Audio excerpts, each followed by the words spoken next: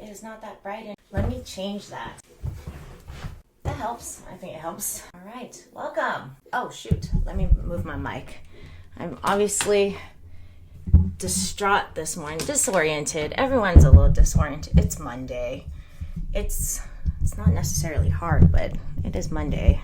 I'll put my mic on the edge, hold it, because I don't want to get that close. I don't know. This is also a new video camera. It looks a little bit better.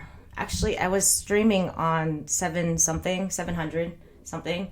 This is 4K, I think. I don't think it's 4K. It doesn't look that clear, which I'm grateful for because I feel like I'm older, and that's okay that I'm older, but maybe you don't want to see the wrinkles and the fine lines. But I mean, I'm just saying, like, I might coax you better if it's at 7 something or 1000 versus 4,000. That's a huge jump from kind of clear to crystal clear.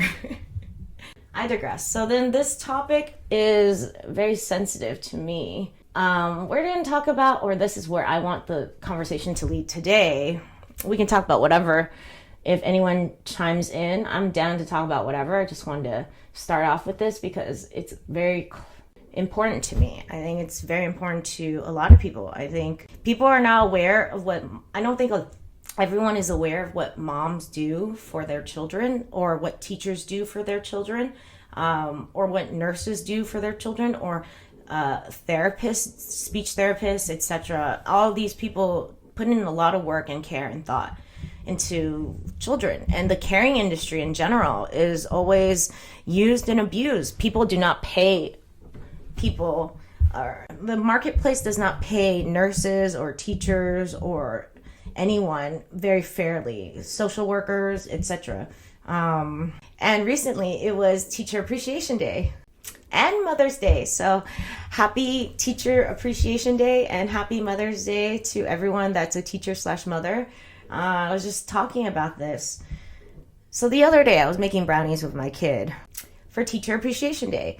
I also give the classroom, she has a wish list on Amazon, and I pay for some of the things like $25, usually $50 a month, every month, mostly every month if I can remember. Sometimes I forget, whatever, life, but like I support my teachers. And when I was doing it, I was like, why are you buying all these things? Like, it's not just toys, different toys to support learning. Or books to support learning. It was file tabs and Velcro things and just office supplies. And I was just like, so the school doesn't buy you office supplies? And she was like, no, they don't. And then I was like, okay, what about all these learning things? And she was like, I have to buy it out of pocket. I use my own money that I get to pay for things for my students. And it's a common problem. And why is it put onto the teacher and then put onto the parents? Because we do pay for it, some of us, if we can do so. Why is it put onto us to do this? Anyways, teacher appreciation is a lovely idea. I think we should have it still, but I think it's also sugarcoating a bigger problem. They would rather have more income. They would rather have an expense account so that they can buy things for their students to just live and learn and, enjoy the classroom and have. And I don't know, it's a crazy world out there. And then teacher appreciation is also like, parents have to do this, and parents have so much to do already. Like, we work, we take care of our kids, we do 1,000 things. And on top of that, we have to teach. I was complaining that, like, on top of that, I have to appreciate the teachers, which I don't think parents, it's not like if we had the capacity, we would want to do it more often, for sure. But moms and parents don't usually have the capacity to appreciate teachers. And then they have one more thing to think about.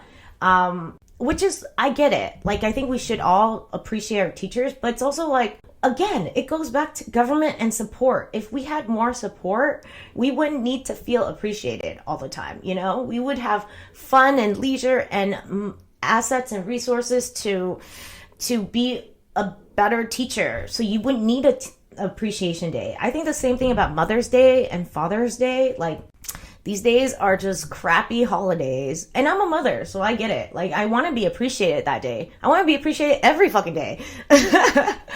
But it's also okay that it's not okay that our government doesn't support us more. My husband and I were talking about that. If you know, in the 50s or during the wartime, I think it was World War II. We were in World War II. We were not in World War I.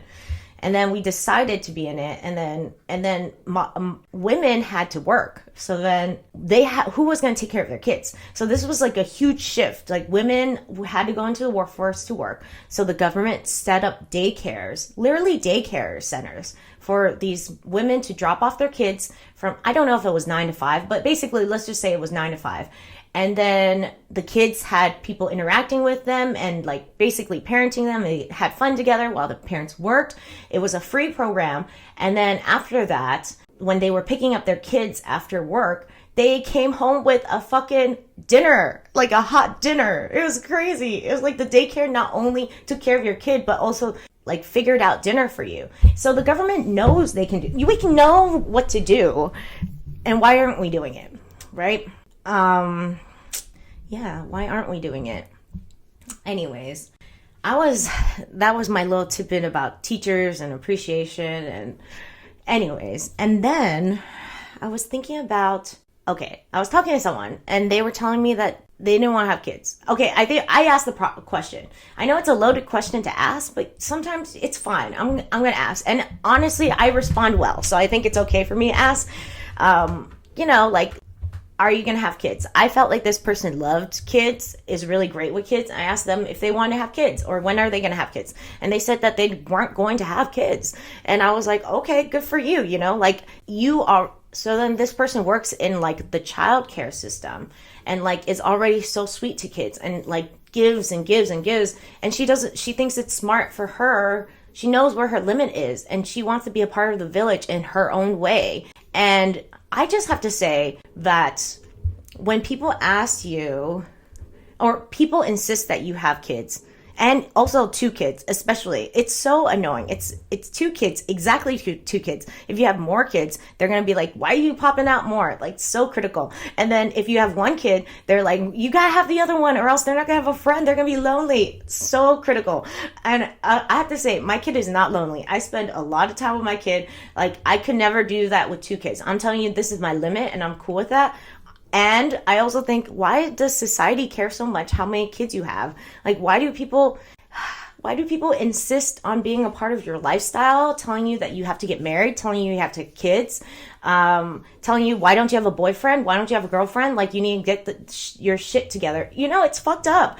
And then I'm just like, if you already live the life you want to live, say you have kids or you are married and you have kids, then why do you care so much about what other people do? Stop telling them what to do. The only people who should have a say in whether they get married are the people getting married. The only people who should have a say in the people or the having children are the people banging. Okay, sorry, I had to say that. And then I think when you say things like, when are you going to have kids? Or when are you going to get a boyfriend? Or when are you going to get married? It makes these people internally feel like they're not enough as they are. Like, how insulting is it if you ended up not having kids and you wanted to have kids, or you wanted to get married and you didn't get married? How would you feel? You would feel a little like your life is meaningless. And that's not okay, because I feel like everyone is whole before they even start dating or like date someone. They were whole before they became parents. You were whole. You might not be perfect. No one's perfect, but you were whole. So implying that these people did not get to the next step in life is really insulting, and also makes you feel inferior and that your life is meaningless. Oh, hello, nice to see you. Sorry, I would have welcomed you before if you were already listening, but it says 0 viewers. I don't know about this like Streamlab desktop thing. This is all new to me. Let's see, random, but what do you think would happen in a cartoon scenario if I chucked a spear at a hot air balloon? Super random. Thank you for your question though. Let's see, what would happen? Hot air balloon. Is anyone in the hot air balloon? Actually, I have what was it? It's that big red dog, Clifford. I have a book with my kid, and that happens because they're at the carnival and Emily goes off and then he hits it. Empty. I mean, I would believe like it's a cartoon, so it would fly off, kind of like cartoons do with balloons that don't get tied, like go all around. I mean, I'm sure that's not true. I don't know if it's true or not. I don't know anything. Why do you ask? And what is there a good answer to that? I feel like I don't know if there's even a wrong or right way to answer that. Mega Swaggin 101. I love your name. I think also if your name is Mega Swaggin, it puts a lot of pressure onto you to hella be swaggin all the time. I don't know. Like if I said I was like extreme diva or something, then I feel pressure to be diva-ishous all the time when, I don't know. I think we're all more than our swag. Maybe you're tired to be swagging all the time. I'm projecting because sometimes I feel like I could be humorous or like the jester of the group, and I don't want to be all the time. And I'm trying to. It's something about shadow side, but basically like when I'm laughing, that's my positive side. But then my shadow side is the performative side because I'm tired and I'm just performing because people expect it out of me. Anyways, sorry. No, just random for fun. Okay, fun. If you have any other random questions, I'm here. I can hear all of that. I would love to hear. Where do you even get these questions? Like, is it something you dream of? I have like really, I don't know if you know anything about lucid dreams. I was like into that in college. My friend was really into it in college, and I did it once. It was trippy as shit because you could fly. You could believe you're flying and that you're in a dream, but you're not awake. And you could tell yourself, like, you could imagine you're flying and it feels fucking real. How am I? I'm good, Stella Robert. Thank you for asking. Yeah, I'm good. Thank you. How are you?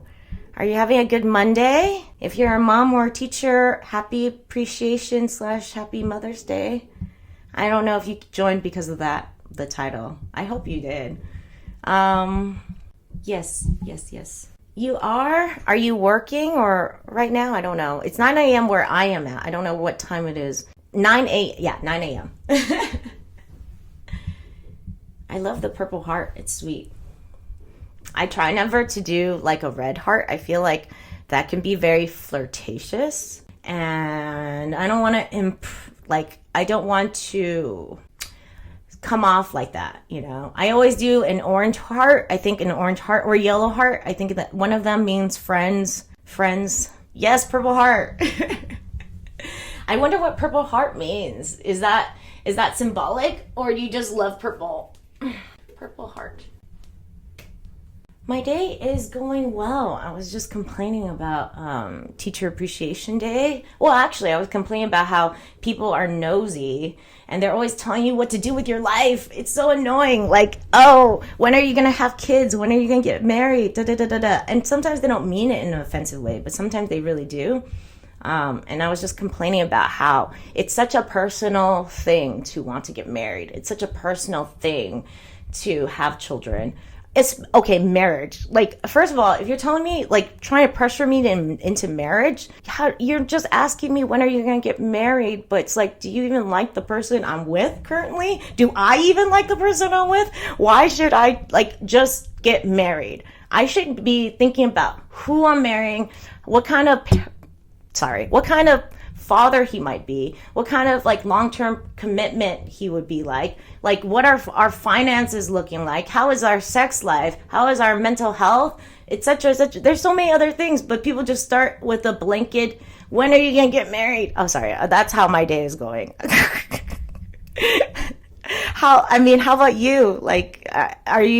Do you have any of these thoughts in your mind? I don't know. Do you even agree with this? I was just talking to someone and they were telling me they didn't want to have kids, and I was completely supportive. They are great with kids, actually. They work in the kid field, and she just wants to be a part of the village. She thinks it would be too strenuous to be a good, she's a teacher. She would be good, it'd be strenuous to be a teacher and be a mother at the same time. And I completely agree. And I was like, you know, that's really smart of you to assess and choose the lifestyle that works for you instead of going with the cookie cutter thing and just having kids, the 2.7 kids or whatever the average is in America.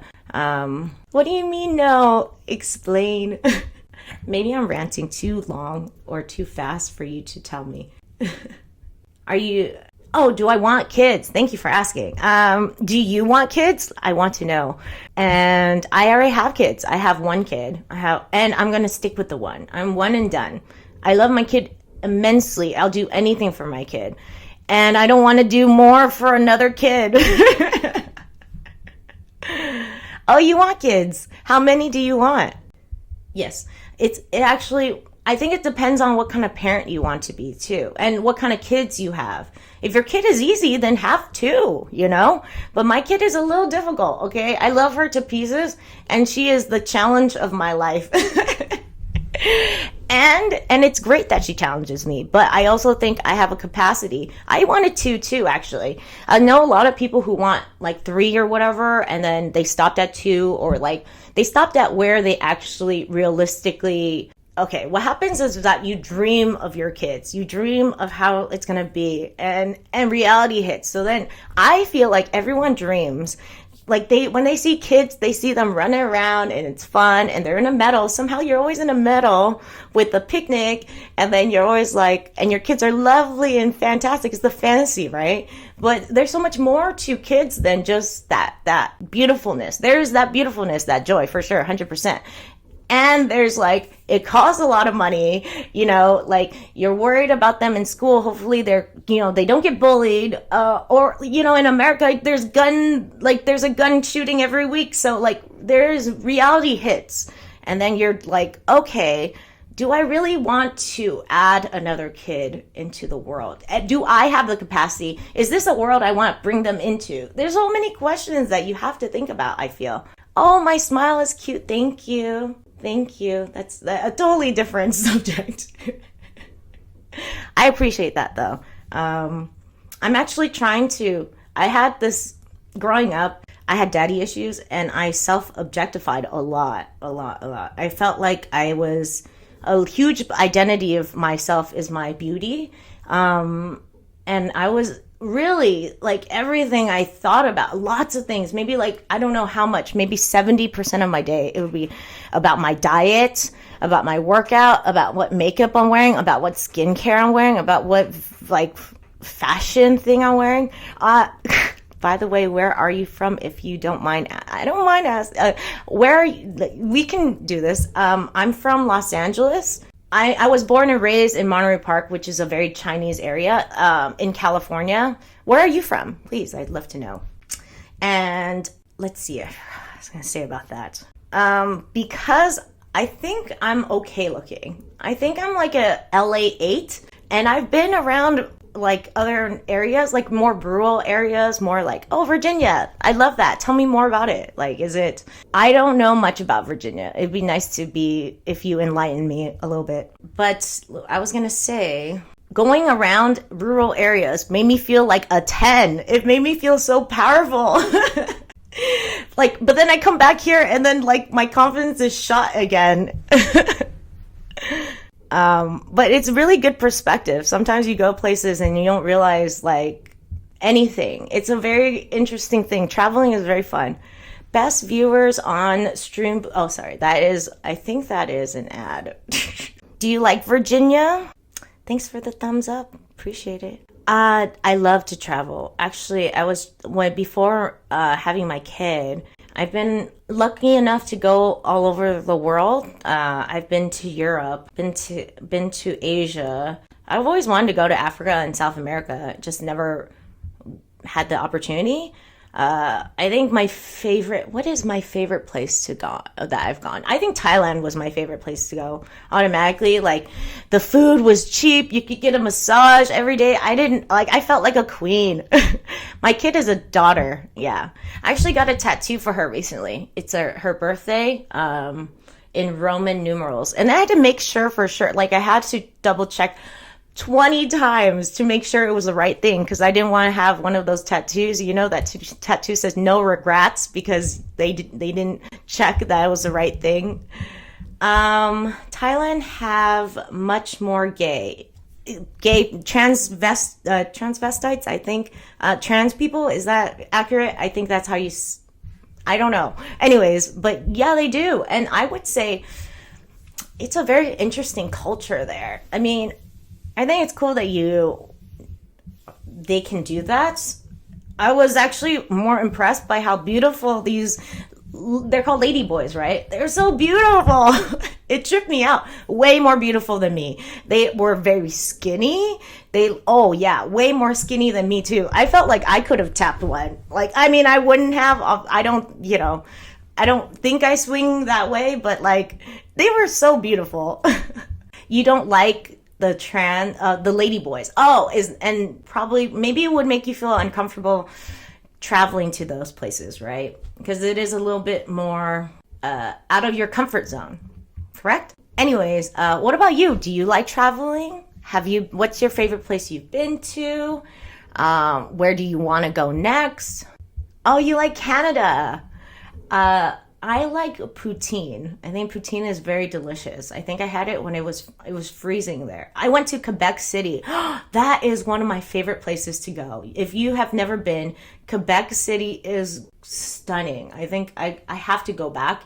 We were chasing fall and we never got fall. It was very upsetting. So if you should probably know chasing fall. It's like fall only comes for like 2 weeks and then like it leaves or something. And I think we were either too late or too early. It was really frustrating because I would have loved to see Quebec City in the fall. Yeah. I would not want to stay in the winter. If you've ever been, they were telling me that it's so cold in Quebec City that people don't actually want to stay there and live there. Even the rent is so cheap there because people will not stay there because it's so cold, but it's not the cold that gets them. It's the humidity. So it's cold and wet, which makes you even more cold.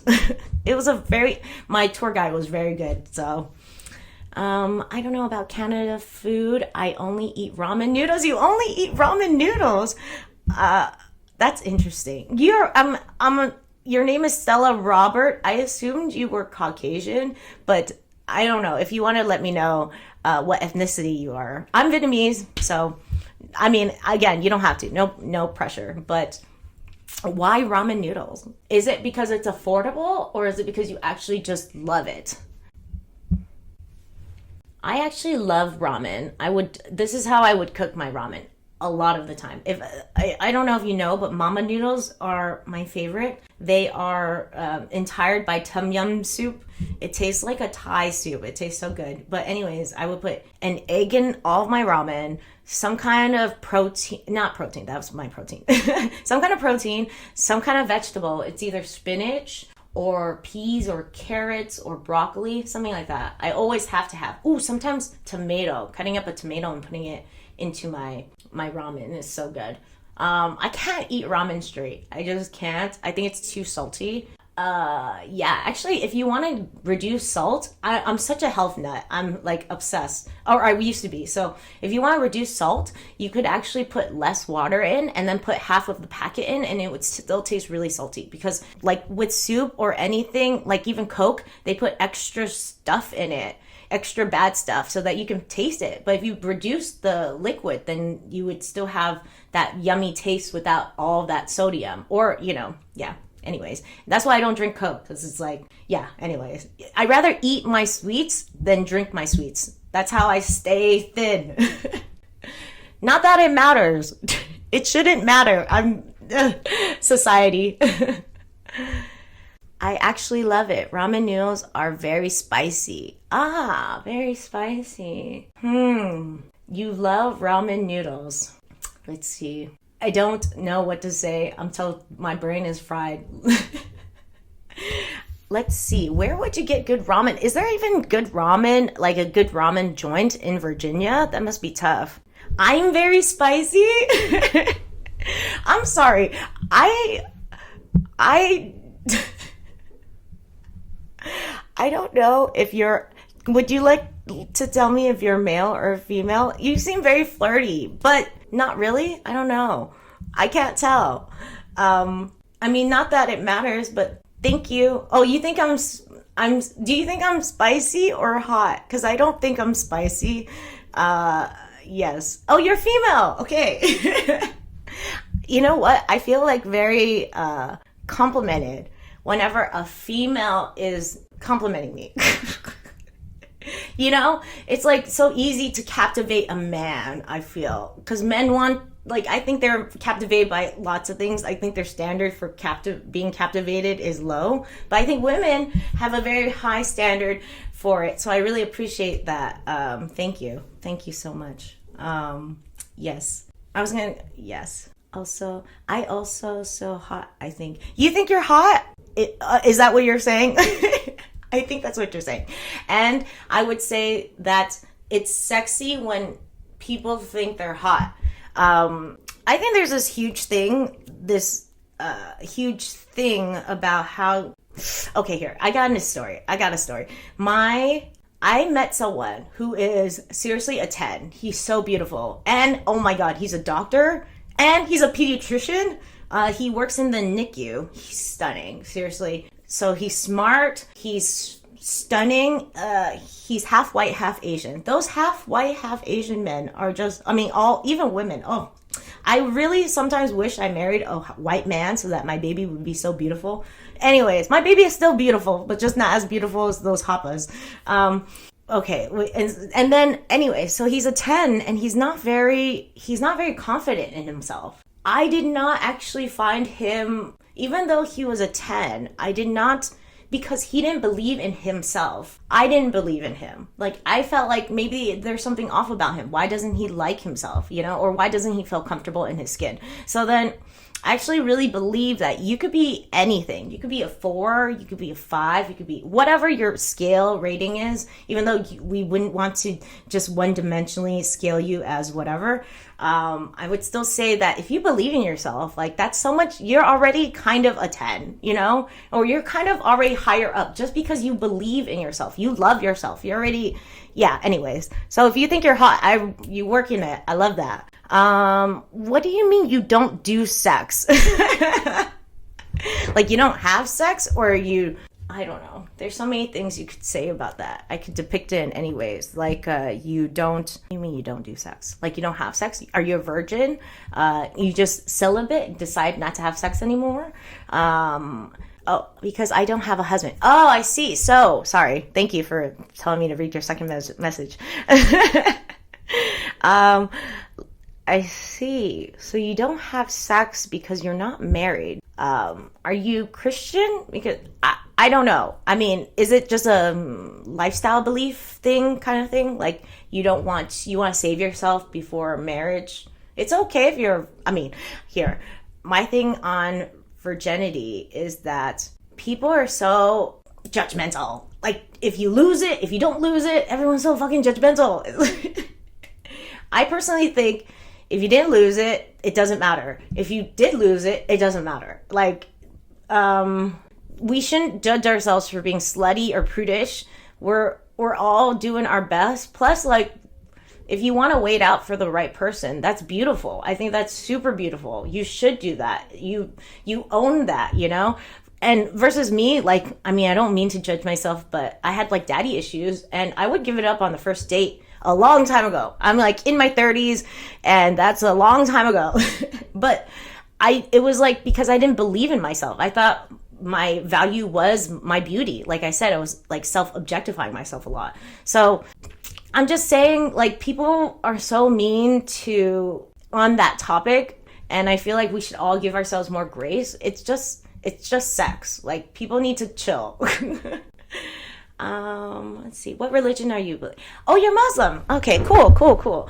I am Buddhist, but I don't practice. I'm not, like, super religious. I'm really a big believer in philosophy. I think religion can be tough. Sometimes it could be, wars are started by religion, but I feel like it's not really religion. I feel like wars are started by humans that, like, have to get you to believe what they believe. And I think that's not okay. I feel like there's so many, like, we're all different.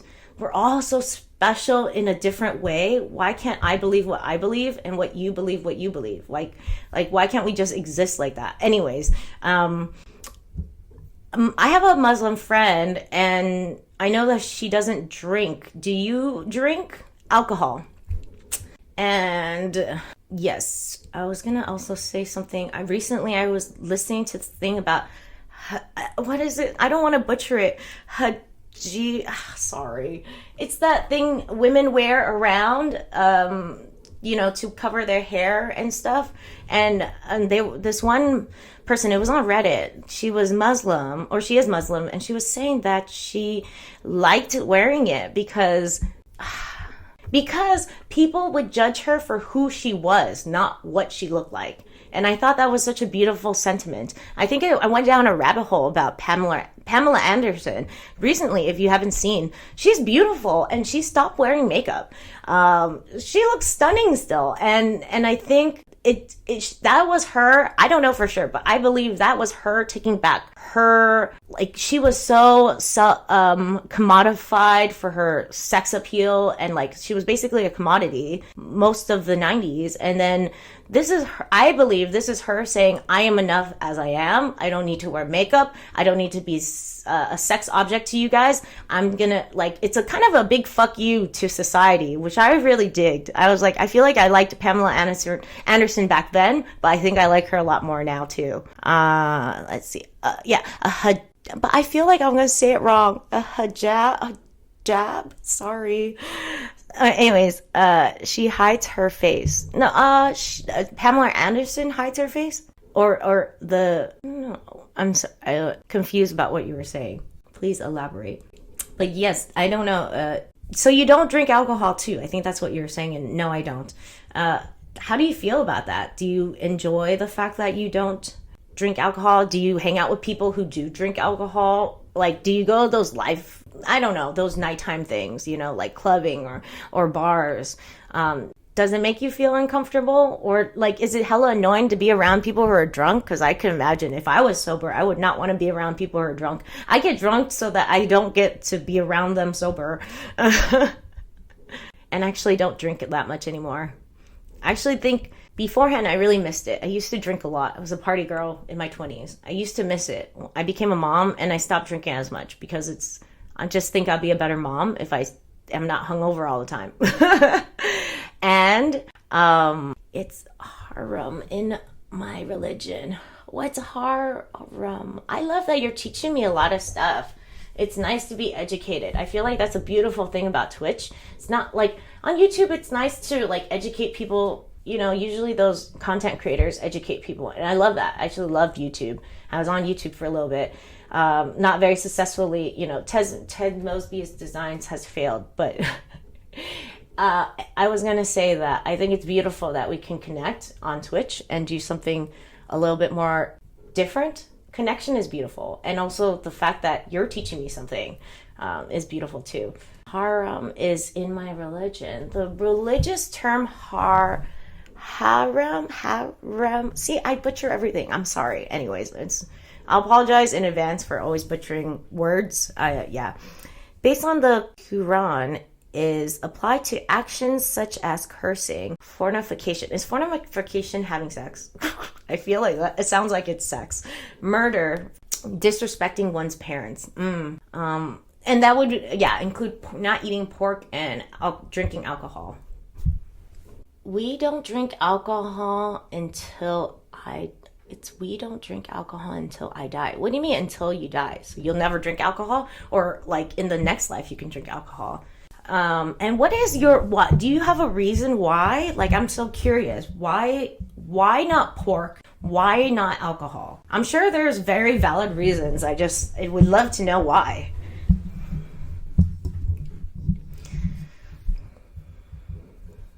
I think religion can be a very beautiful thing. It depends on the person, I think religion can be very, like, it could give you meaning. In America, you live in Virginia, you understand. In America, we're all about meritocracy, which is like, if you're at the top, you belong at the top. You worked hard to be at the top. Self-made, American dream. But like, So that would also imply that if you're at the bottom, you belong at the bottom. And that is a lot of people, and that's not fair. And people find, I feel like, because a lot of people don't have, necessarily, it doesn't have to be religion. You can go to therapy to learn that you're enough, which is what I'm doing. I would say that it doesn't matter if you're successful. Why are we so defined by what we do, how much money we have, when are actually, all these things about, it's so superficial when, but religion is beautiful in the fact that you can be anything, or you are, God loves you, right?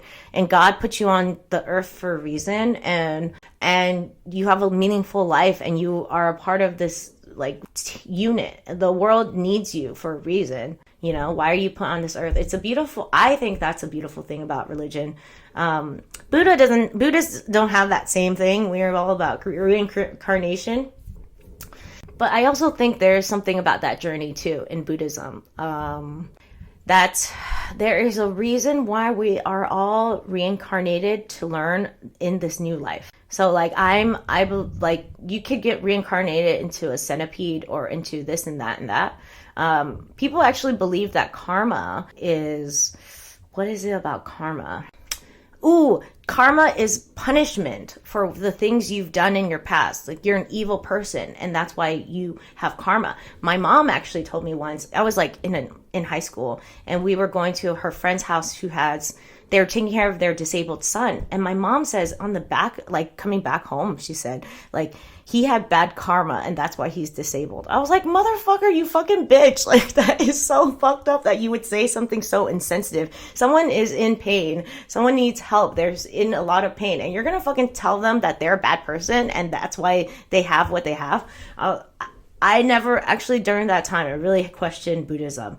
But I think I got back to it because I was like, well, that's my mom's belief. That's my mom's impression. That's not necessarily has to be my impression. And I don't believe that. And anyways, karma could be also, I think karma is something kind of bad is happening to you. Something kind of painful, some kind of suffering is happening to you. And that is an opportunity for you to be aware. That's how I feel. So I've been love bombed, and a narcissist was love bombing me. And I was all about it because, I was self-objectified. I was believed in love. I'm all about love. I was obsessed. And, we read all those novels and stuff, and you think love bombing means that that's your soulmate. Anyways, I think he was actually put in my life so that I can learn to not need a man's approval. And I think that is karma. I think the karma is that this person is put into my life. Yes, I am suffering from it. And I can learn to be above it. I can learn something beautiful from it. I can learn something about myself. He's not there for me to help him. He's there to show me something about myself. Sorry. Now let me go back to what you were saying. Sorry. Let's see. I don't know. LOL. You should stop wearing makeup sometimes because you look beautiful even without it. Yes. Thank you. I love that. I was thinking of that. I go back and forth about that, and I'm trying to not overthink too much because I'm not such a huge overthinker, but, I would say that I don't need makeup, but I also think I need to entice you guys to come click on me first, and then I can do a little bait and switch and then be like, you're already so close to me and you already feel connected to me that I can be my true self. That's how I feel about any man I have coaxed into falling in love with me. I will not really pretend. I'm usually really myself anyways, but with my husband, I pretended that I love sports. I didn't fucking care about sports at the time. I still don't fucking care, but I just need to name drop 2 or 3 people in this, in that was hopping at the time. And then, but then after I got him, I was like, fuck you. I'm never watching sports with you again. He was very upset. I'll do that with you too. Don't worry. Someday. I think I do look okay without makeup on. I'm not going to look as put together, right, as life. But I am trying to love myself more. And I am trying to be okay. I need to have self-love. I don't need love and validation from the world. I need love and validation from myself. And nowadays, because I have a kid, I don't have time to wear makeup all day. I wear makeup only before Twitch. Again, just so I can bait and switch you someday. You know, I want you to follow me and then get used to me and be one of my fans and love it. And then I will like not give a fuck anymore. See, if you do wrong to someone, wrong will come back to you. This is called karma. Yes, I know that is karma. That is the general consensus that karma is that, but I actually don't. I rather believe it's something else. And I feel like we want to believe that harm will come to you because it's like justice, right? Because we feel powerless in a situation, and like, yeah, we feel powerless in this situation where we're either getting abused or we see someone getting abused, and we just want to know that someday it's gonna, because we're not gonna retaliate. I feel like that's awful, to like an eye for an eye, right? But you want there to be some kind of like system in the universe to regulate all these fucked up people. But I don't know if that's true. I mean, think about it. Like, there's so many people on the top that use and abuse, and then they get rewarded for it. So I don't really know if it's true that karma does that, or if there's even a thing like karma. I would like to believe it's just something where it's effect and consequences. So like there, like like with the love bombing is like, this happened to me, and what am I gonna do about it? Like, I would like that. This happened to me. Someone love bombed me, and it really brought out something in. Like, I was falling in love. I was getting a trauma bond. I was whatever.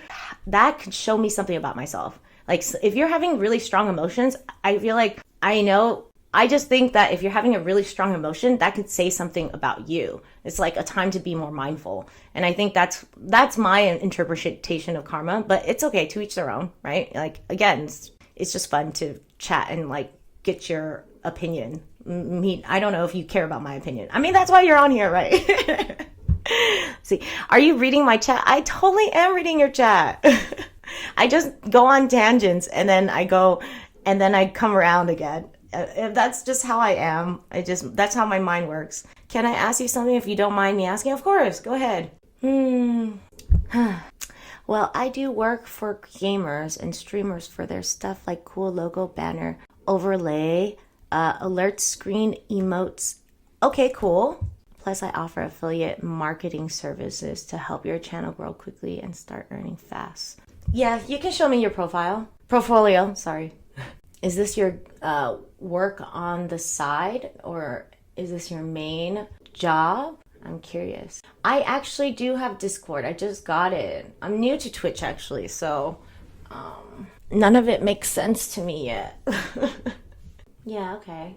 Again, it still makes no sense to me. I think it's the same as my Twitch handle. What do you mean my side is very killer? Side look. Oh, thank you.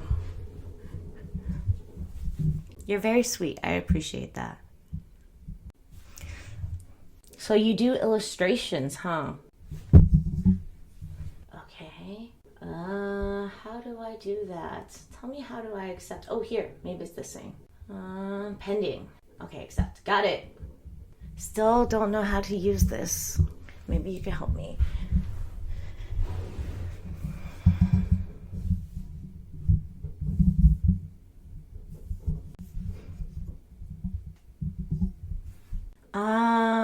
I don't know. Do I want affiliation? I don't know what all of this means. What do I be affiliated with? Like, I don't know what any of this means. I'm new to all of this. Well, I mean, I've been affiliated on YouTube, but I don't know if it's the same on Twitch. But I am looking into making I don't know, maybe, I mean, I have my own banner. I already have a banner, but I'm looking into like those about panels. Yeah, the panels. I have no idea. Okay, take your time. I'll just chill here. About me. I'm gonna read your stuff. Why not? Oh, I can wave at you. I'm gonna do it. This is, what is it? Have a conversation now you join. Find, make your presence known. You specialize in creating visually compelling designs that enhance brand identity and storytelling. Is this a new business for you? I have all the questions. How do you like it so far? I like that you're trying to make your passion into a career. I mean, I think I'm trying to do the same thing, but I like that. It's hard for creative people, 100%. Hi, welcome. Rabbles? We just want to sell you fake. Wow. Thank you for chatting. Thank you for your comment. Maybe you're right. Maybe they are. I mean, I don't know. Sorry. This is all a lot. Interweb. Interweb is a rough place to be, for real. Like, I think sometimes, but I think it's also nice. Thank you, Rowdy, I don't know. Sorry for looking out for me. And I will be aware. But also, I also think it's nice to support people who are trying to do their thing. But I appreciate that. I mean, how are you doing, Rowdy? It's like that. I will affiliate your from that. You will get. You will get all of the things in just to start earning money from your streaming when you hit affiliate. But don't worry about the money. It's one-time investment after that. You know what? Thank you, Stella Robert, for spending time with me. I appreciate it. It was really fun discussing stuff with you.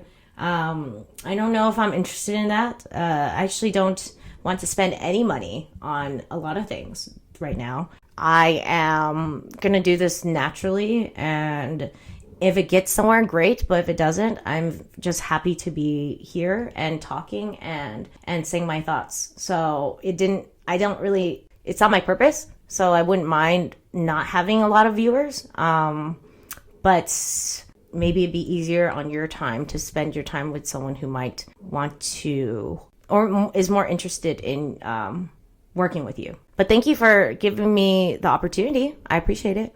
Have a nice day. Bye. Thank you, Rowdy Rubbles. I mean, again, I think it's very sweet that you had my back. And I appreciate that. I just, and I am aware of these things. You know how it be. Twitch was talking like they might open up affiliate to everyone and removing the requirements for it. Right now, it's 50 followers and 3 average viewers over 30 days. I have no idea about any of this. I'm really new to this, to be honest. I think this is like my 5th one. Twitch live stream. So I guess it doesn't matter. I mean, maybe someday I'll figure out the affiliate thing. Okay. There's a lot going on. Okay, great. Yeah, I don't care about monetizing my channel. Like maybe someday, but if it happens, it happens. But yeah. But thank you. There is a lot going on. I feel like there is a lot of hostility. Let's just chill for a minute. Let's just all chill for a minute. Anyways, thank you for trying to educate me. It's really nice. Maybe someday it will be helpful to like come back to this and think about it. But yeah, right now it's not my priority. And thank you for coming on to my channel. I mean, how are you doing today? Are you having a good day? It is Monday. You working? Or are you just getting off of work?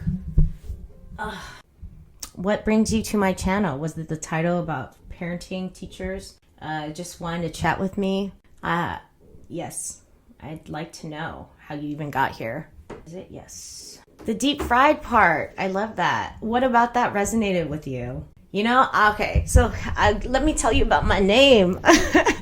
I got this name from my husband's friend's IG account is called Wet Shrimp, and he sounds hilarious. I don't know him very well. I don't know him at all, but Wet Shrimp is such a funny name. I feel like, what the fuck, it's like stupid and random and whatever. So then I asked ChatGPT like of different like inspiration names, and then I came up with some really good ones. I think there was Brown Avocado, which I think is pretty sad, but I'm a millennial, so it makes sense. I felt like that was a great name. I think it was taken though, because you know, like you're oxidized, you come into the world, and then you come in fresh and green, and then and then you turn brown from the suffering.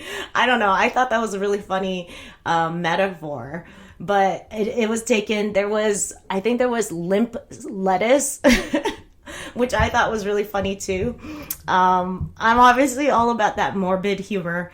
So yes, limp lettuce was a good one. But anyways, we settled on deep fried thoughts, but that was taken, so I went with deep fried feelings. I usually associate deep fried with surreal memes, so I was curious. Surreal memes, tell me more. Like, I don't know much about the meme world. I'm actually, when I'm in a good creative spot, I can totally make up really funny memes. My husband's really small, and like he's like 5'5", and I'm 5'4", but like I like to make fun of him for being small. I saw this trophy. It was like a small trophy or whatever, and then I made him take a picture with it, and I made it into a meme about making fun of his height. Oh, surreal memes. Okay, let me look it up. I have no idea what I'm seeing on Google. Yes. But tell me, like, why would surreal, like, how would that associate with deep fried? Is it more is it memes talking about the world? Or like philosophy? Or like something more deep? The boring explanation is that it's usually making fun of memes that have been shared so many times that they have become warped. Ah, I see. Kind of like playing like, what's that phone game, right? You tell someone something, and then they tell someone else something, and then it's like so much that it's not even the same story. I wonder about how would that, like, I'm thinking about my title now, or my username, Deep Fried Feelings. So it'd be like, I get that. I mean, I probably am like that, where I overthink my feelings so much that it becomes a different feeling. Probably happens to everybody. I think that happens. It's kind of like projecting, right? Like we see something in the world, and then because of our own rosy glasses, we will always accept that and have different meanings for it. And it would not even pertain to the thing we see, like the story we see, or the event that's happening, the facts that are happening. I think it happens to everyone. We all have our biases. What do you think about that? I don't know if I even lost you. It's really funny about these chat things because it takes you a long time or longer time to chat, like to write out your message, but it takes me like 2 seconds to answer your message, and then I wonder if you already bounced. Happens because, again, the zero viewer thing, like I can't tell if anyone's even on here because it only says 0 viewers on my stream live desktop thing. Thank you for saying you're still here. I appreciate that. Also, it'd be really nice if you just told me like you're gonna peace out, because that would be really nice. Then I don't feel like I'm just, yeah. I think it looks really stupid when you continue talking to someone when they're not even there anymore. Yeah, like say you're on the phone with someone and then they hang up on you and you continue talking because you didn't know they were hanging up on you, and it can be really cruel and unusual punishment. Yes, it is rarely accurate. Actually, the first time I was on, it seemed more accurate than now. I think now it's just messing up. Yeah. I don't know. I wonder, where are you coming from? Are you in America? It's not a bad idea to continue talking. It's usually better if someone comes in and there isn't dead air. I agree. I mean, I have a whole list of topics that like I think about throughout the week, and then I think it's a great thing to talk about. And sometimes I just want to put my thoughts out there because I think they're insightful. They might not be insightful, but I think they're insightful. And when there is dead air, I typically go back to those topics that I think are either controversial or social issues or something, or fun like stories about my life that I want to share with people. But I think it's embarrassing to be conversing with somebody and like answering a question that they had, or like having a topic that we were talking about, and then you bounced. I think that's embarrassing. So different. But that's just me in my lameness. Like I think it happens a lot Like, I think this comes from a little small trauma about high school and being lame. In high school, I was lame. I was, didn't have any money, whatever. Didn't know how to do my makeup, whatever. Didn't wear nice clothes, whatever. Cut my own hair. Oh, that was bad. Do not cut your own hair. Cut my own bangs. Bad. But anyways, I did not feel comfortable in my skin. I was very lame. Like I said, if someone waved in my direction and then I waved back, kind of like in Spider-Man, like one of the Tobey Maguire's Spider-Mans, you waved back, but they weren't waving at you. I think that was traumatic for me, because that has definitely happened to me. And anytime someone hangs up on me, it like re-triggers that, like, it's like an emotional backflash. And I think that happens sometimes. Unfortunately, it's a part of life, part of live streaming. You're right. That is a part of live streaming, but it's also very cringe, very, very cringe. Yes. I don't know. I had a topic about revenge of the nerds. I don't know if you were, cool in high school or lame in high school. Let me know what you were, if you even cared about those definitions. I know it's really stupid, but that was very meaningful to me back then. It was kind of my definition. Like, I was lame. I always thought the beautiful kids or the cool kids like had it all, like they had something, but they didn't have it all. That's for sure. So I tried really hard in college to look better, and then finally it was Revenge of the Nerds. They did like accept me into the group, and then I realized that I didn't like them. Like, they talked about really shallow things, what they worked out with, and like they were mean to people. They were mean to people they didn't think were cool. It was very toxic, and I was like, I'd rather hang out with these uncool people, because I think personally they have more of a personality than these people that just kind of look beautiful. Anyways, that was my kind of coming back to the fold of being lame and cool.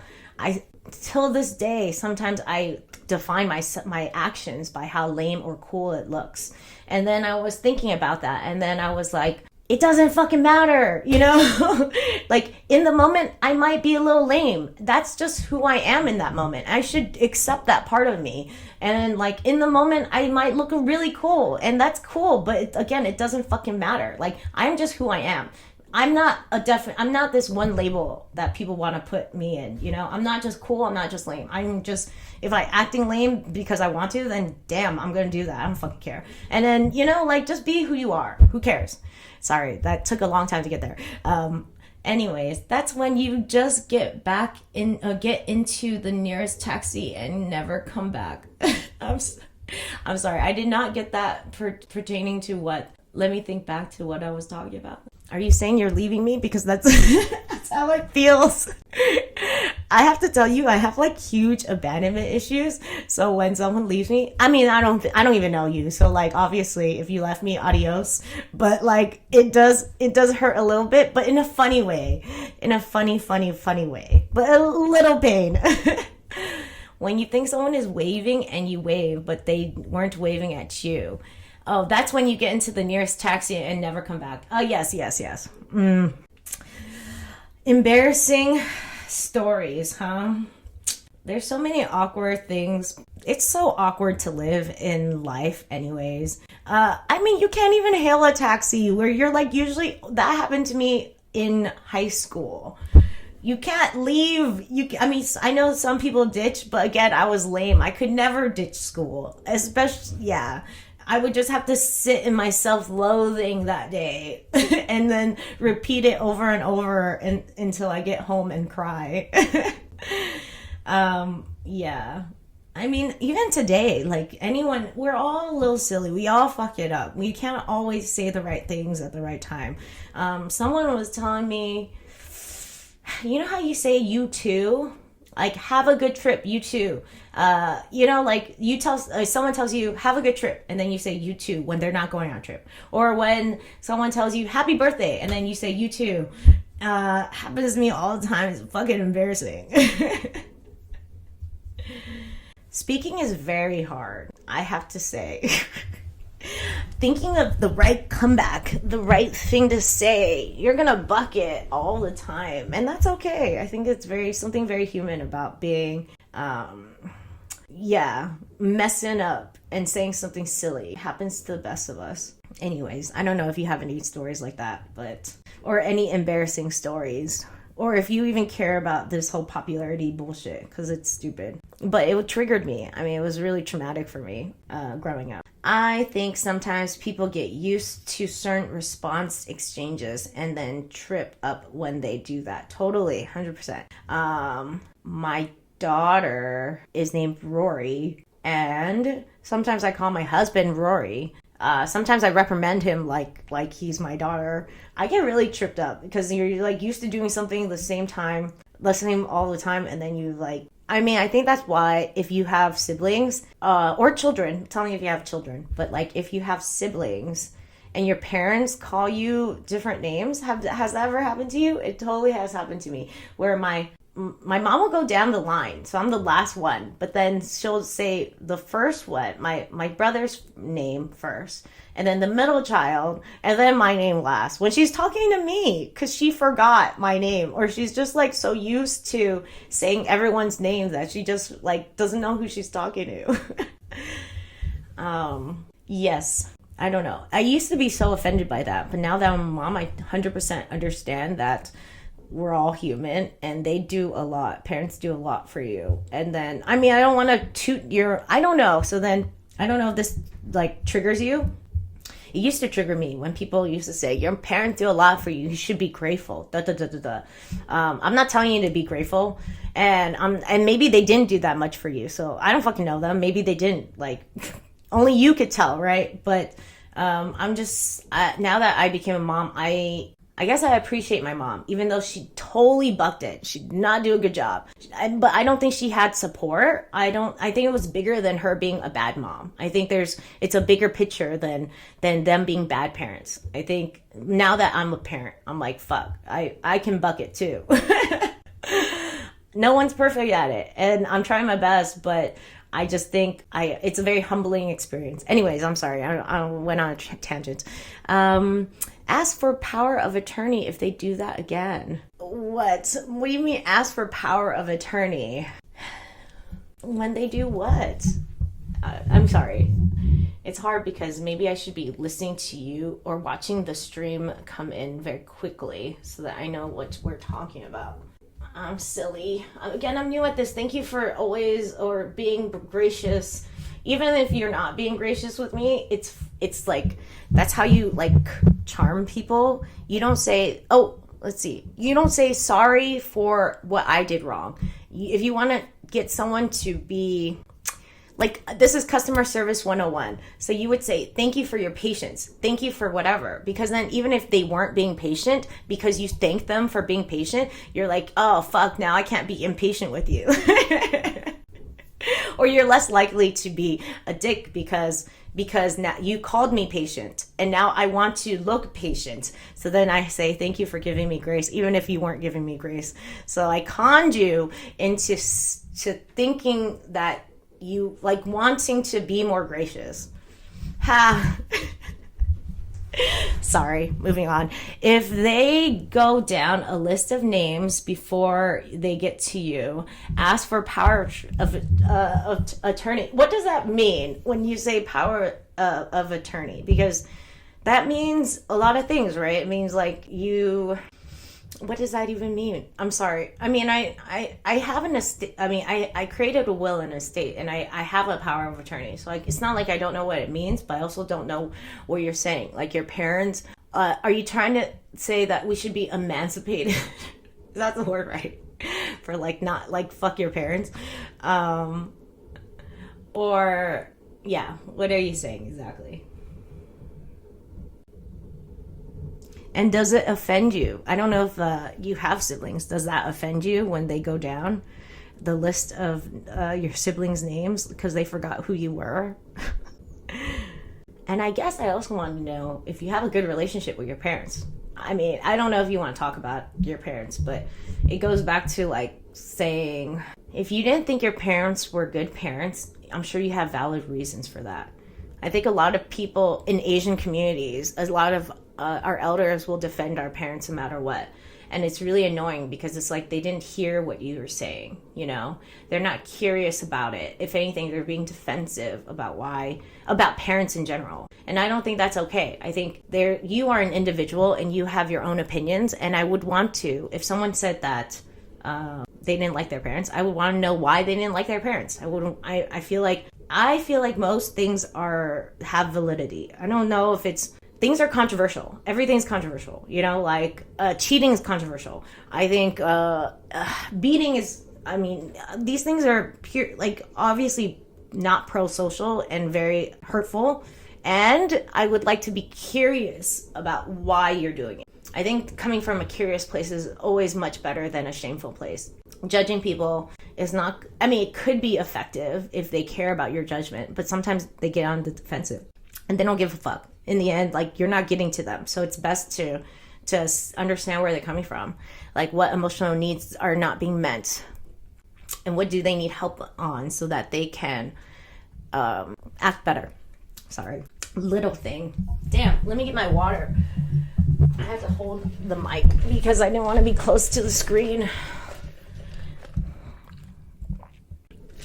It was a mildly complicated joke about them not remembering your name, so you should take over as power of attorney.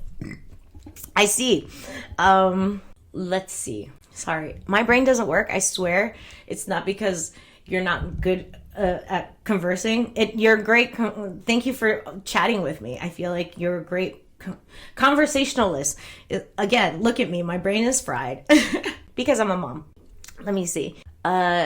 About remembering their name. Parents fuck up a lot, don't you think? Thank you for your patience. Hey, that was funny. I liked it. You like took my thing and ran with it. Did your mom ever forget to like turn off the stove? Or like was driving somewhere and was like saying, did I remember to turn off the stove? Has your mom ever done that? Because there are so many things. And I used to, honestly, I used to shit on my mom for that. I was like, God, what's wrong with you? Like, I don't feel comfortable with you taking care of me. But I feel the same way. Luckily, I have one of those stoves where you can, like, I have a smart stove. So I can check my phone and be like, okay, it's not on. But still, I would mess up. One time, I was making oatmeal and I was running around the house. I was already still in the house, but then something smelled like it was burning. And I left the oatmeal on for like 2 hours. And then it burned up the whole pan. I couldn't even use the pan anymore. Why am I telling this story? I'm telling it because it takes a lot to be a parent. I used to think I was a very smart person. I am not that smart anymore. I don't know if it's because I'm a parent, but you think about a lot of things all the time, juggling 1,000 things. So sometimes you forget about the stove. Sometimes you forget your kids' names, etc., etc., etc. Do you have kids? I don't know. Do you want kids? Are you dating? All the questions. Not that it matters. Okay. I just went on a huge rant. I don't know if you were here for the rant about how people always ask you, when are you getting married? Or when are you going to get a girlfriend? Or like, when are you having kids? And I think underlining all that, first of all, I think it's an offensive question, and like, because it's just asking you for a checkoff list instead of actually getting to know your life, you know? And I think it's also offensive because internally you're going to take that as I'm not enough unless I get a boyfriend, unless I have a girlfriend, unless I get married, unless I have kids. And I don't think there's so many people out there who don't have that, and I don't think it's fair to say their life is meaningless. I think their life is hella meaningful. You know, they could be a part of the village. They could do a lot of things, and you don't have to be useful for your life to be meaningful or worthy. Yeah, and I think it's stupid to ask those kind of questions. But anyways, I'm asking you anyways. But it comes from a better place than what your aunts and uncles and parents are coming from. They're coming from a really shallow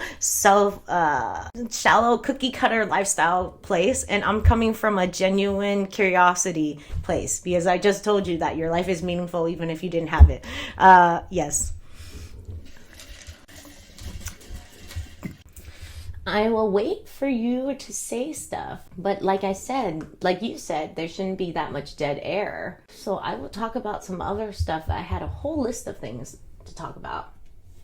I was going to talk about, there's this really ghetto place. It's called Lancaster, California. Anyways, I don't know if you know much about California, but Lancaster is fucking ghetto. I had a roommate that lived in Lancaster, or from Lancaster. And then she was telling me she had to go home over the weekend. And I asked her why. And she said she needs to go to the park to beat up other women. And I was like, what? So apparently the culture in Lancaster is that if a man cheats on his girlfriend with another girl, then that girl and that girl are going to fight. And they bring their girlfriends in, they bring their cousins in, they bring their sisters in to fight at like a specific place. Okay. There's a lot going on there, right? First of all, I was like, if I was a friend, she thinks that a true friend would have each other's backs and fight. I told her that I do not believe that. I would walk away. If anything, I would call 911 on everyone that's fighting and be like, hey, like, I'm throwing you all under the bus. I'm just telling you straight up. And then she said that I wasn't a good friend because of that. And I said, I'm telling you straight up what kind of friend I'm going to be. It's your fault for being my friend because I told you that I would not fight. I don't believe in fighting. Anyways, going back to that, I was going to talk about the patriarchy because I think it's so fascinating that these women are fighting each other when they should be clearly fighting the man. Clearly, he's the one bucking it. He's the one betraying both of them. He's the one double dipping. And like, why is it okay? Why are we fighting each other? It's like the enemy is that guy, you know? And then my husband told me that there was this girl on OnlyFans. She's very popular on OnlyFans, and she was getting cheated on by her boyfriend with the Blink 182 drummer's daughter. Whatever. And then she goes back to him, and then people online are like shitting on her. They're like, what's wrong with you? Like, why are you going back to him? Like, obviously you should drop him. I get where they're coming from. I get that they're saying you should drop him. You know, he's a stupid loser.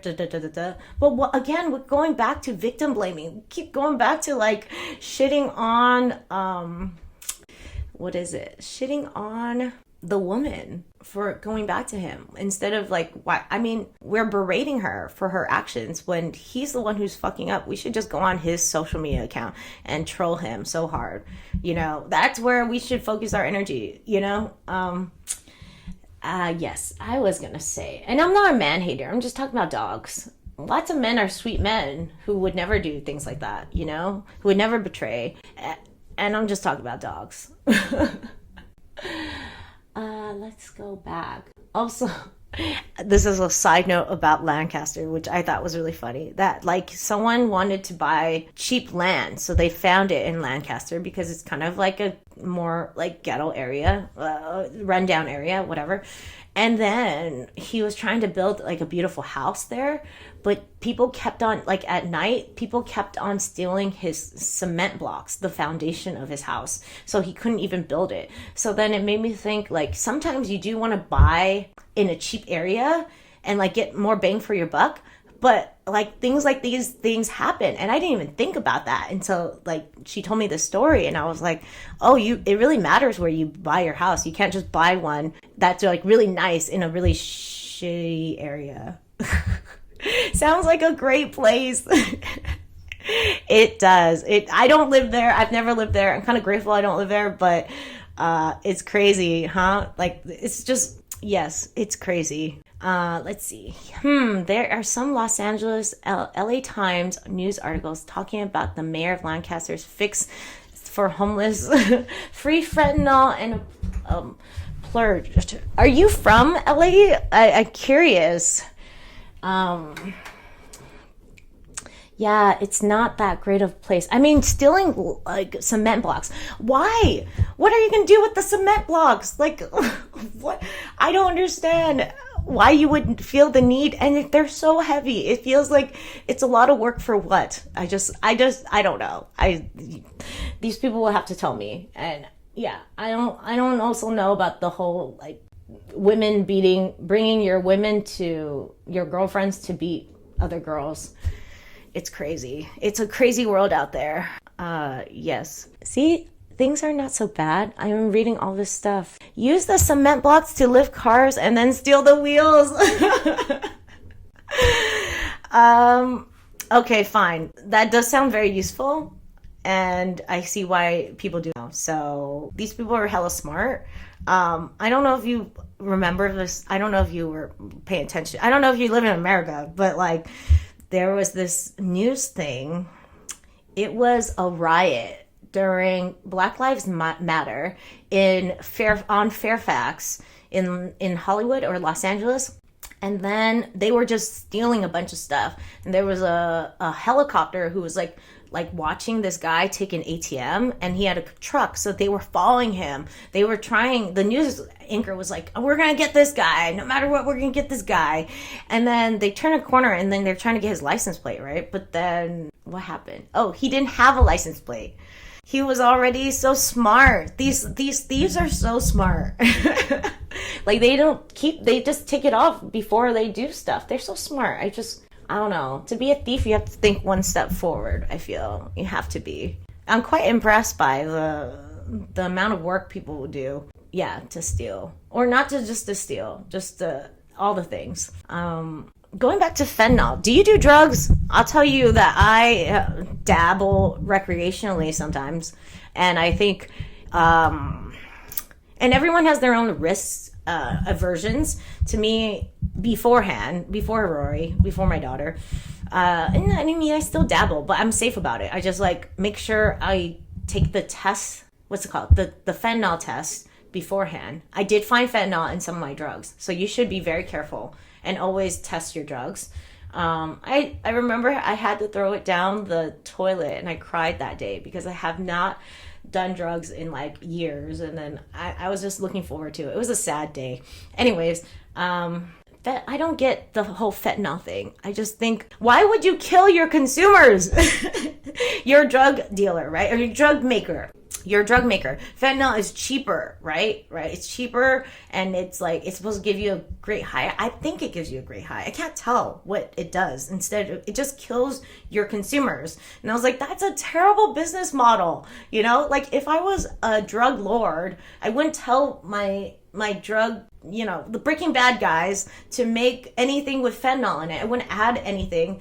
It's hard to find new customers. Like this is like if you're just thinking as a business owner, it's so hard to find new customers. I'm curious why they use fentanyl. I'm sure there's a reason behind it. There has to be a reason behind it, because why would you kill your customers? It's so hard to find new customers. And then these people are like your cash cow. They're addicted to stuff. If you kill them, then you have to find a whole nother, where's the money, you know? I was under the impression it was cheap to make and easier to use as filler for more expensive drugs. I heard that too, but I just think, is it really? I think if it was an expensive drug, you should just you should just like ask for more money, you know? Because again, why would you kill your customers? These people are coming back to you. This is your cash cow. This is your bread and butter. I just don't understand why. There's so many other things too. Like if you put fentanyl things and people know they could die, a lot of people who would have tried these drugs were open to trying new drugs are now scared. So you're losing not only your cash cow, the people that you know and they've been buying from you for years and years and years. You're also losing the potential customers because they're too scared to try drugs anymore. Well, I have a new theory though, but it's like a conspiracy theory and it's not true. I don't know anything. I don't know if it's true, but I wonder if like the FBI or someone is putting fentanyl in certain drugs so that they do fearmonger, so that we do like stop doing drugs. Maybe. Again, conspiracy theory, not true, not sure if I'm true. It's true. Just a theory. I always have to put that out there because there's so much like fake news, and like you can't know where you're getting anything. And I'm just a Twitch person, and I think it's really irresponsible when people say certain things and then they don't say, they think it's real, but they don't say, I don't know for sure. You know, I think it's very irresponsible to say that it is real or not say anything at all, because people will just think like celebrities say stupid shit all the time, or they don't have facts, you know. Anyways, I don't have facts. I'm not the news. I hope people know that automatically when I talk about shit. I think people should just take everything people hear with a grain of salt. That's all. Probably not. I thought that crack epidemic is in the US was part of some CIA plot to fund other illicit activities. I've heard that too.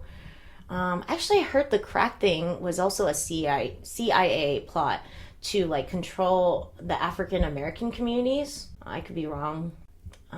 Actually went down this whole huge thing with cults too. Did you know that a cult, I have to leave in like 10 minutes, just letting you know, because I have to eat food and take a break before I see my daughter. But I really love that you were here, and I love it if you follow me. No pressure either way. This is America. You choose. I mean, this is just the world. You should choose what you want to see and who you want to talk to and how you spend your time. And if I was not of value of you, I really don't want you to follow me anyways, because I don't want to be a burden to your life. I know I really, really think so much about followers when it's not that big of a deal. I was going to say about cults that I went down this huge rabbit hole in the last couple of days. You know what happens? Like YouTube or like social media has the algorithm. You click on one thing and then they keep showing you other things. And it's really helpful to me to learn about cults, because I've been love bombed, and I had a trauma bond, and I was like kind of in a relationship with a little bit of I don't know if he was complete narcissist, but narcissistic tendencies. Anyways, but cults are very similar to that. So it made me think, fuck, I could be totally susceptible to joining a cult. I don't want to join a cult, but like I could be in the wrong. Anyone could be susceptible to joining cults. Lots of people who are smarter than I am have joined a cult. So I'm going to humble myself and prepare myself in case like a cult coaxes me in, right? So then there are certain things you could do to be aware. And these days, cults could be anything. Like someone could just be like, hey, let's go to hot yoga together. Or someone would be like, you want to learn about Montessori moms? Or they could be like self-help gurus or self-help. Like you want to learn more about business and like how to captivate your audience, or like how to catch people, or how to like self-grow. That was a huge one for, I forgot the cult name.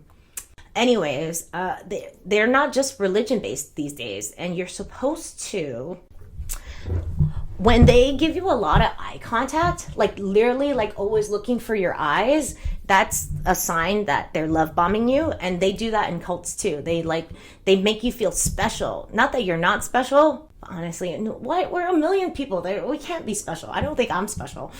Anyways, side note, but not that you're not special, but the fact that they're like really going ham, like really welcoming you into their life, and like saying that they have all the answers. And then there's this thing, it's called us against the world mentality, which is also something they use, a manipulation one, to isolate you from your friends and family by saying like, we know the secrets. We know all the secrets. They don't know anything, to make you feel special in the group. But then they do things. There's a lot of red flags, and then they do things to you. They take it's called collateral, but it's like blackmail. They take lots of personal information that you have, so that if you ever left they use it so that you don't leave the cult. And then if you ever did, they use it so that you shut up about the cult. And anyways, I don't know why I'm bringing that up. I think I was bringing it up because I wanted to tell people. I want people to be aware that we could all be susceptible to love bombing, to cults, and we shouldn't shame. This goes back to victim shaming. Should not shame the victim for like being susceptible and like being a part of the cult. I think we should shame the leader, right? Shame the leader. Anyways, What was I saying about that? Yeah, I think we should just know information. So basically, if anyone's giving you a lot of eye contact or like really trying to get at you, it's probably too good to be true, and you don't need that in your life, and you should step away. Oh, also, if they make you feel, they start talking, you feel like they would talk shit about you if you left, or like you felt a lot of pressure to stay, like they wanted you to stay, and like there was just like no one's gonna leave unless they sign up for things, you know, whatever. That's very cult-like too. Like they want your money, they want you to be invested, they want you to sign over some stuff.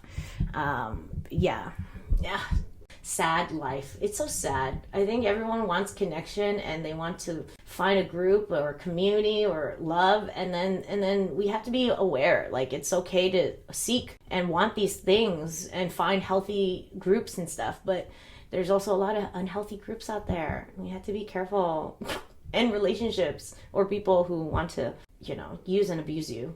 Okay, I'm done with that cult thing. See, no dead air. Well, I don't know if I had any other thing. Oh, I was going to talk about Twitch and perfectionism. Same with social media and perfectionism. They were criticizing, or people were criticizing YouTube for being too perfectionistic these days. It's too perfectionistic.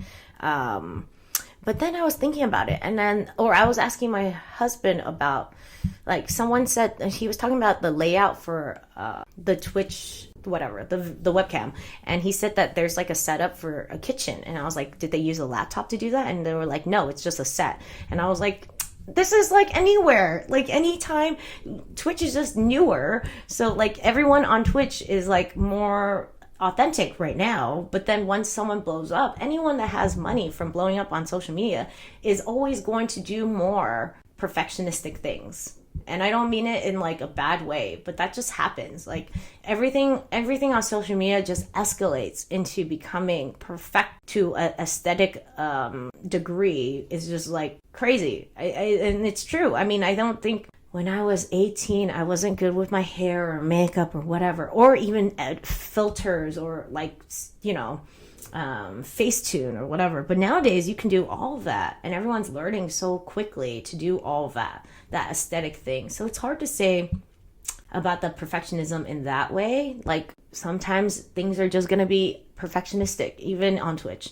I would say the beauty of Twitch is that you can't edit anything. So like if you've gone and fucked up saying something wrong, then that's just out there. I like that about Twitch. I think that's a little more authentic, but it's just hard to be so critical of all these social media things. They can be helpful to people. It's like, it's not so black and white. I can be very critical of social media, but I also think we're all human, and the reason why it looks very perfectionistic is because people are scared that their content is not enough, or they're not enough, or their ideas are not enough, their vibe is not enough, and it doesn't come from like a malicious place. It comes from like a sad place, and I know that place very well because I live there. Very perfectionistic, I think it's a very Asian, also very American thing to be like, you are what you look like, you are what you do, you are what you make, you are what your body weighs, you are all those things, even though it's not true. Anyways, dang, Rowdy, are you still with me? Tell me if you're here listening to me. It's okay if you're not too. See, this is just what I was talking about, this awkwardness, that little itch. Oh no, I should leave in a little bit. I'll leave in a couple. I just wanted to let you know. Let's see. Oh, you are here, thank you.